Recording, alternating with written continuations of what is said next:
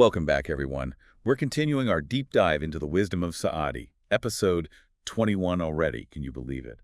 It's amazing how relevant his ideas still are, even though he was writing centuries ago. Today, we're focusing on something that can be tough to handle, especially now: how to see beyond just outward appearances. It's funny. Saadi seemed to anticipate a lot of the challenges we face today, like how focused we can be on looking good instead of actually being good. It's almost like he saw this coming. And before we get too far, just a quick note. Yeah. What you're hearing is a translation, so we might miss a few things here and there. Sorry about that. Yeah, translations are never perfect, are they? But we'll do our best to capture the essence of Saadi's message. Absolutely. So one thing that really struck me was Saadi's view on hypocrisy. He doesn't hold back, calling it pollution. That's a strong word, don't you think? Oh, yeah, definitely. It makes you stop and think, right? Yeah. It's like he's saying this isn't just some minor flaw. He's talking about a spiritual kind of pollution, this gap between who we are inside and what we show to the world. So like all those little white lies we tell to avoid awkwardness, or trying to sound smarter than we actually are. Exactly. And Saadi believed this disharmony has much bigger consequences than we might realize. He even wrote that the stench of hypocrisy can reach the heavens. Pretty intense imagery, right? Wow, yeah. So it's not just a personal problem, it's something that affects everyone around us. Like it messes with the whole universe. That seems to be what he's getting at. This inner conflict we have when we're being fake, it ripples outward, It breaks down trust. It makes it harder for us to connect with each other authentically. Okay, so that's pretty heavy stuff. What can we do about it?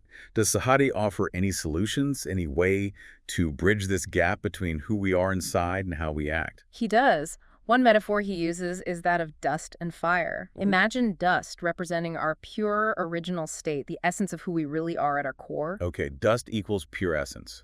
Got it. Now what about fire? What's that symbolize? Think of fire as representing all those forces within us, our passions, desires, even our ego. It's powerful energy, the stuff that drives us, but can also lead us down the wrong path if we're not careful. So is Saadi saying we're born good, all pure dust, and then we get corrupted by the fire of our desires? It's a bit more nuanced than that. Fire isn't necessarily bad. It can also be the source of incredible creativity and passion. What matters is how we harness that energy, how we choose to express it in the world. So it's not about extinguishing the fire altogether, but learning to control it, like becoming the master of that fire instead of letting it control us. Exactly. Saadi believed we have a choice in how we respond to those inner fires. We can either let them burn us up, or we can learn to channel them in a way that's aligned with our true selves, with our values. That makes a lot of sense. It's about being aware of those desires, understanding how they influence us, and then making conscious decisions about how we act. You're getting it. And that awareness brings us to another one of Saadi's brilliant metaphors: polishing the mirror of the heart. Oh, I love that one. I've heard you talk about that before. Can you remind us what that means? Sure. Think of it this way. If you've got a mirror covered in dust, you can't see your reflection clearly, right? In the same way, if our hearts are clouded with ego, desires, or limiting beliefs, we can't see ourselves honestly. We're operating with a distorted view. So, getting real with ourselves, acknowledging both our strengths and weaknesses without judgment. But if we can't even see ourselves clearly, how can we even start to act with humility? Right. It all goes back to that self-awareness. It's like everyone's so busy curating their perfect image for the world, especially on social media, that we forget about the real work, the inner work. It's so true. So how do we break free from that trap? How do we cultivate a kind of humility that's not just for show? How do we go deeper? Saadi urges us to really examine our motives, to ask ourselves, why am I doing this? Is this coming from a place of genuine virtue, or am I just trying to impress people? Those are tough questions to ask ourselves. Honestly, it feels easier to just go through the motions, focus on appearances, and hope for the best. I get it. It's tempting. But Saadi reminds us that we can choose to hold ourselves to a higher standard. There's this one line he wrote: "Whoever adorns himself with humility for people, his humility is arrogance." Whoa, that's deep. So even trying to appear humble can be a form of pride. It's like we're wearing humility as a costume. You got it. That's the subtle trap that Saadi's highlighting here. True humility isn't about getting praised for being humble. It's about aligning our actions with our values, even when nobody's watching. I see. It's about walking the walk, not just talking the talk.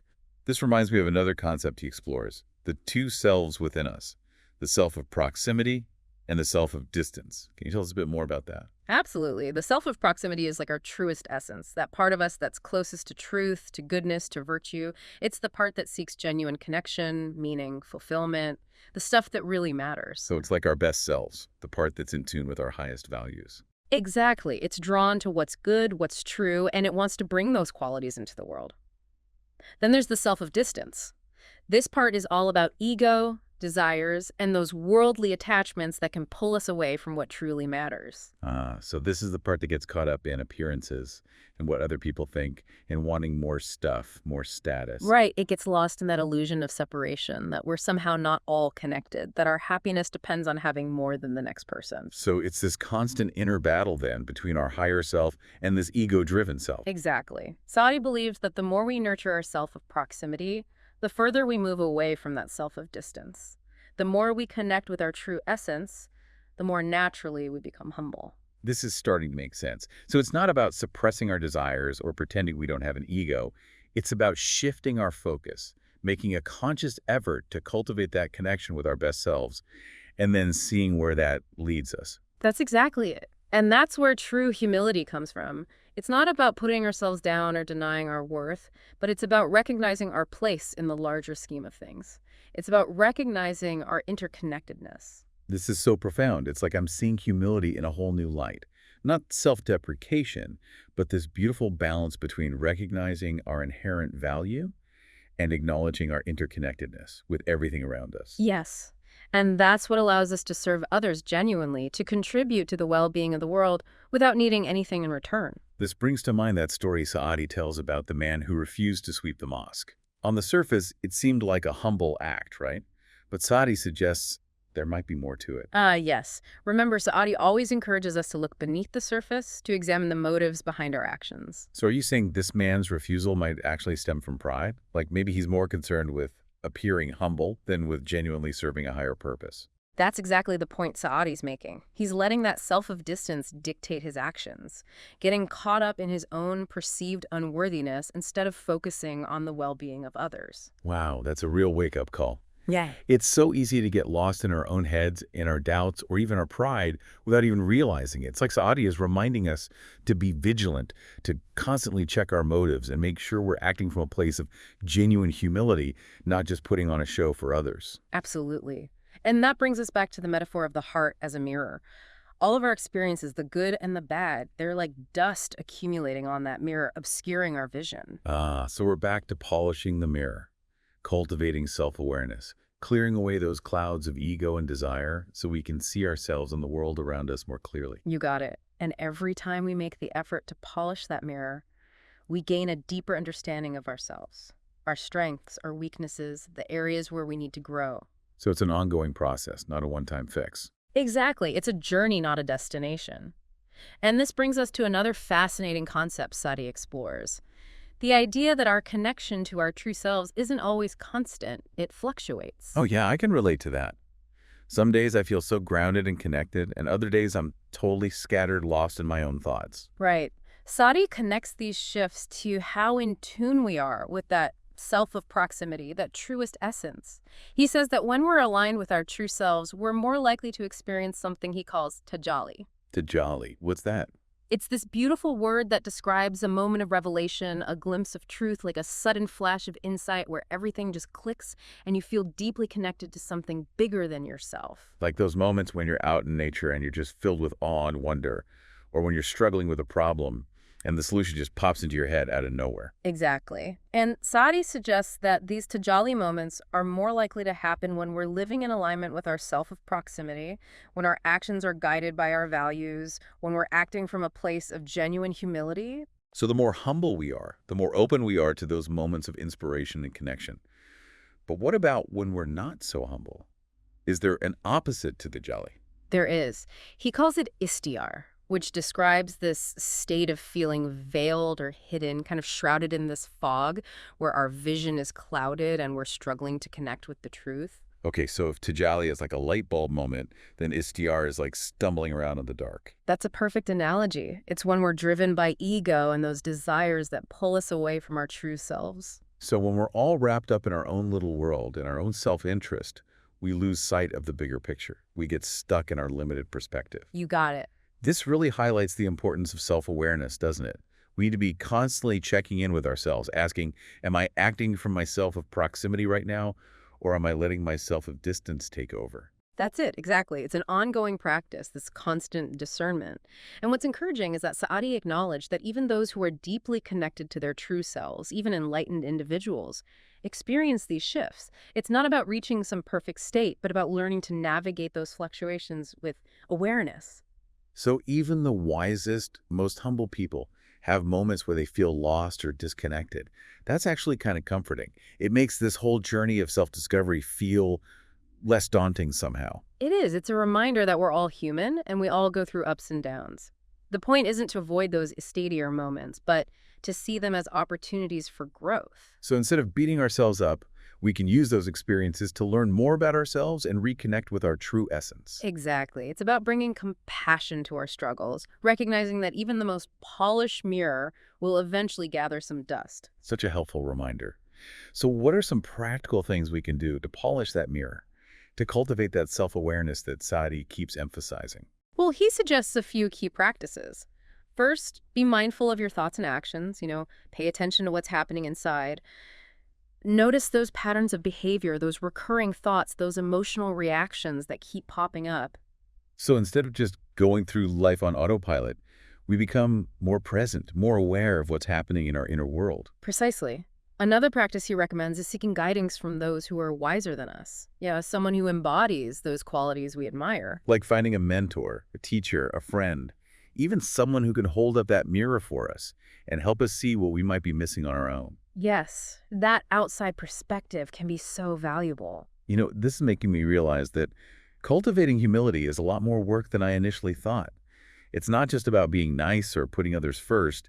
It's this deep inner work, this constant polishing of that heart mirror. You're absolutely right. It's a lifelong journey, but Saadi assures us that the rewards are worth it. He says that true humility leads to a kind of inner peace and contentment that can't be found anywhere else. Yeah, that makes sense. When we're aligned with our true selves, when our actions are in harmony with our values, there's a peace that comes from living authentically. Exactly. And that alignment, that's where the magic happens. That's where we can tap into our full potential and become a force for good in the world. This has been so insightful. I feel like I'm finally starting to understand the true depth of Saadi's wisdom on humility. But before we jump into the practical applications of his teachings, I think we need a moment to let all of this sink in. I agree. There's a lot to unpack here. It's important to give ourselves time to reflect and see what resonates most deeply with us. It really is amazing, isn't it? Those concepts, like Tajalli and Istar, and that whole idea of polishing the heart's mirror. It's like they speak to something deep within us, even today. Saadi's wisdom. Well, it really seems to transcend time. I know, right? He was writing centuries ago, but it feels so relevant to the challenges we face now, especially now when we're bombarded with messages telling us to focus on outward appearances, achievements.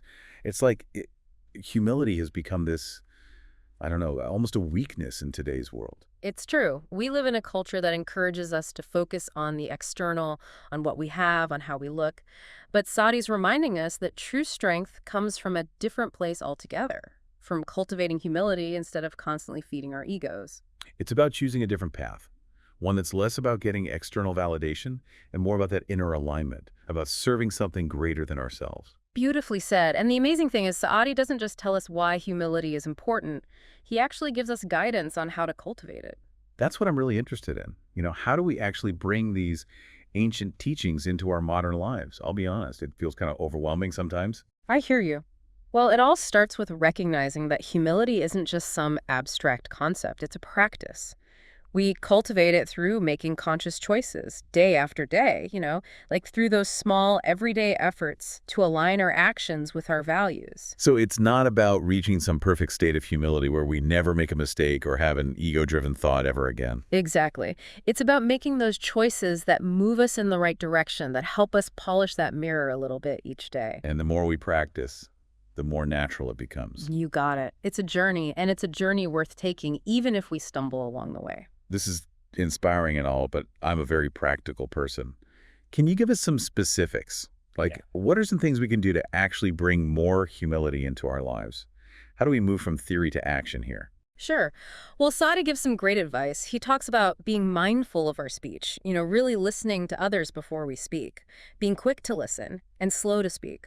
He also stresses the importance of practicing gratitude, recognizing and appreciating what we have instead of constantly focusing on what we lack. So it's not about these grand gestures of humility. It's those small, everyday choices in how we interact with others, how we approach the world. Exactly. Like being present with people, paying attention to their needs, offering support without expecting anything in return, just small acts of kindness. It reminds me of what you were saying earlier about shifting our focus from me to we. Exactly. It's a shift in perspective that's at the heart of Saadi's teachings on humility. Recognizing our interconnectedness, understanding that we're all in this together, that our well-being is tied to the well-being of others. It's like letting go of that ego-driven need to always be right, to be superior, and embracing a more collaborative way of being, more compassionate way of being. Beautifully put. And that brings us to another crucial aspect of cultivating humility, addressing those inner challenges that can get in the way. You mean things like pride, self-doubt, insecurity, all those voices in our heads that make it so hard to actually embrace humility. Yes. Saadi acknowledges the power of these inner forces, but he suggests approaching them with self-compassion. So instead of judging ourselves harshly for having those thoughts, we can just try to observe them, acknowledge them, and then gently redirect our focus back to our values, back to that self of proximity. It's like treating ourselves with the same kindness we'd offer a friend who's struggling. Exactly. And Saadi also emphasizes forgiveness, both forgiving ourselves for our mistakes and forgiving others for theirs. Holding on to resentment and anger just feeds the ego and keeps us stuck in the past. Forgiveness is so tough, but I see how crucial it is for cultivating humility, right? It's about letting go of that need to be right, to punish ourselves or others for past wrongs. It is. It's about choosing compassion over judgment. And that choice, I think, has the power to transform not only our relationships, but also our whole experience of the world. Absolutely.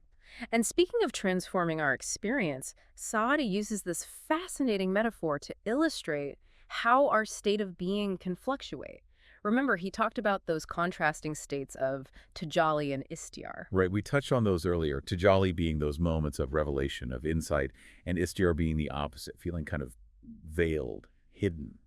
And what's so fascinating is that Saadi observed that even those who are deeply connected to their true selves, even enlightened individuals, they still experience these shifts. It's not about reaching some perfect state of bliss, but learning to navigate life's ups and downs with grace. Exactly. And he suggests that the more we cultivate humility, the more easily we can move through those fluctuations without getting too caught up in the highs or the lows. So it's not about trying to avoid challenges or pretending everything is perfect, but about developing the resilience to face the difficulties of life with a sense of grace and acceptance. You got it. And this resilience is closely linked to our connection with the self of proximity. You see, the more aligned we are with our true essence, the more grounded and centered we become. Like a tree with deep roots. No matter how strong the winds blow, it remains standing firm. Beautiful analogy. It reminds us that true strength comes from within, from cultivating that inner connection with our values, with our purpose. So it's not about outward appearances, it's not about achievements. It's about that inner foundation that helps us weather life's storms. Precisely. And this brings us right back to self-awareness.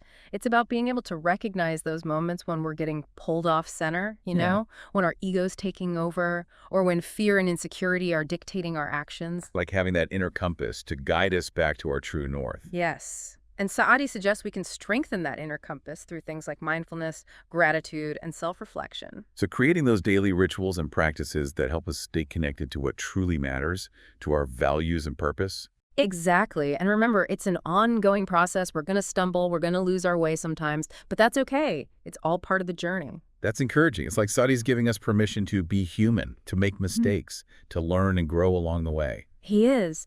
And he's also reminding us that we don't have to go it alone. We can seek guidance from others, we can learn from our experiences, and we can always reconnect with that inner wisdom that resides within each of us.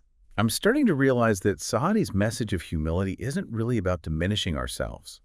It's about recognizing our inherent worth and our interconnectedness with all beings. Beautifully said.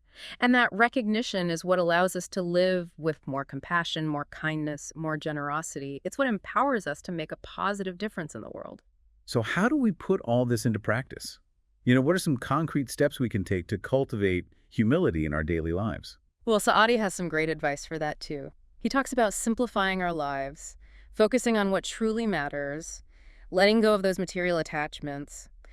And he also emphasizes the power of service, of using our gifts and talents to contribute to the well-being of others. So shifting our priorities from acquiring more things to cultivating more meaningful experiences, more meaningful connections. Exactly. It's about recognizing that true fulfillment comes from giving, not from getting. And just being present in our interactions, really listening to others, seeking to understand their perspectives. Yes. Letting go of that need to be right or to prove ourselves, embracing a more humble, more receptive way of being. You know what? I'm starting to realize that humility isn't a weakness at all. It's actually a source of strength, of resilience. You're absolutely right. It takes a lot of courage to let go of the ego's need for control, to surrender to something greater than ourselves. This conversation has been incredibly inspiring. I'm really feeling motivated to put Saadi's teachings into practice in my own life.